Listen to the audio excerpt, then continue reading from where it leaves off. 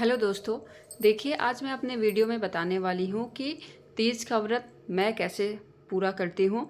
किस तरह हम घर में ही जो हम मिट्टी की मूर्ति रखते हैं उसका विसर्जन हम घर में कैसे करते हैं, कब हमें विसर्जन करना चाहिए, क्या क्या हमें पंडित जी को दान में दक्षिणा में देना चाहिए और कितने बजे ये सब काम किया जाता है और कब हम जल या शरबत कुछ भी ग्रहण कर सकते हैं।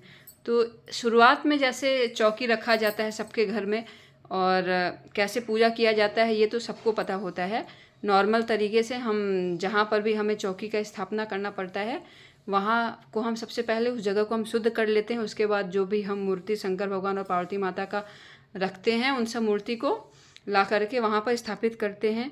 और देखिए यहाँ पर कुछ कुछ बातें ज़रूरी होती है, कुछ चीज़ें होती हैं जो सब लोग करते हैं। सबसे ज़्यादा ज़रूरी होता है कि जो भी हम फूल माला भगवान को अर्पण करते हैं, जो भी हम मिठाई फल फूल सब कुछ हम अर्पण करते हैं भगवान को। लेकिन देखिए सबसे ज़रूरी चीज़ है कि पार्वती माँ को सिंदूर लगाना। रात में ही हम 5 बार या 7 बार पार्वती माँ को सिंदूर लगाते हैं, क्योंकि जब आप अगले सुबह उठते हैं सुबह तो फिर आपको भगवान जी से लेना पड़ता है सुहाग। इसलिए हमें पार्वती जी को रात में सिंदूर लगाना बहुत ज़रूरी है। देखिए सारे सामान को हमने चढ़ा दिया है। अब हम सुबह के पूजा के बारे में हम आपको बताते हैं। सुबह हम कम से कम 2:45 बजे उठ जाते हैं, नहा धो करके शुद्ध हो करके भगवान जी को फिर से एक बार दिया दिखलाते हैं। और जब भी आप पूजा करिए तब कपूर को दिखलाना बहुत ज़रूरी होता है। कपूर से आरती करना बहुत ज़रूरी होता है। देखिए ये सुबह सुबह की पूजा है। सुबह सुबह हम देखिए माता पार्वती को हम सिंदूर लगा रहे हैं और फिर से वही सिंदूर हम अपने को लगा रहे हैं। इसको कहा जाता है सुहाग लेना। ये काम तीज में करना बहुत ही आवश्यक होता है। बिना इसके किए करने जब तक आप ये काम नहीं करेंगे तब तक आपका तीज का काम पूरा सफल नहीं माना जाएगा। तो इसलिए 7 बार या 5 बार जो लोग जितना भी करना चाहे इस तरीके से माता जी को सिंदूर लगा करके फिर अपने सिंदूर लगाते हैं।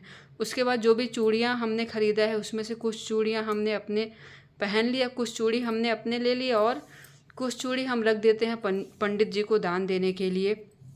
बिंदी जो है उसमें से एक बिंदी हम निकाल करके लगा लेते हैं तुरंत, और जो भी बिंदी है वो सबको हम रख लेते हैं। साल भर आप कभी भी यूज करिए।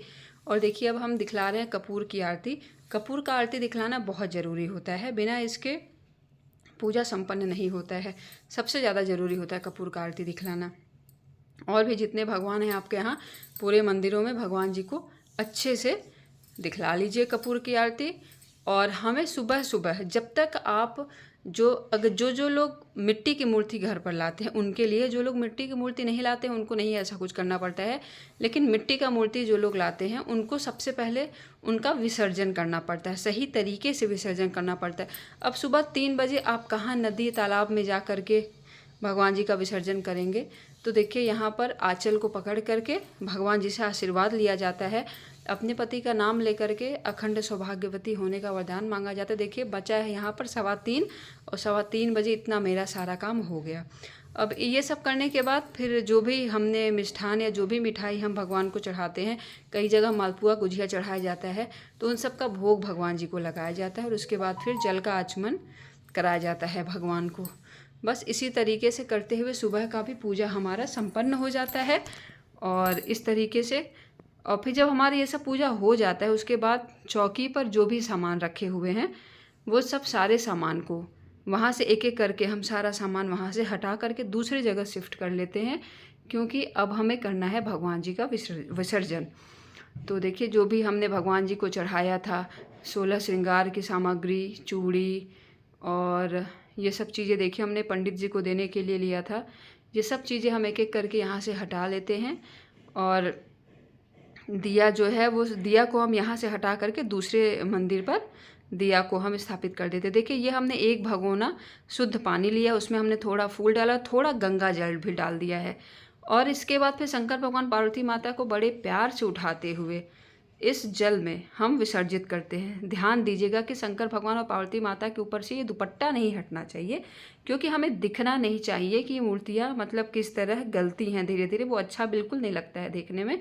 इसलिए उनके ऊपर पूरा फूल माला डाल दीजिए कि बिल्कुल भी हमें दिखे ना मिट्टी का मूर्ति जब आप पानी में डालते हैं, विसर्जन करते हैं। तो अगर आपको हमारा वीडियो थोड़ा भी पसंद आ रहा हो तो प्लीज़ चैनल को लाइक सब्सक्राइब शेयर करना ना भूलें।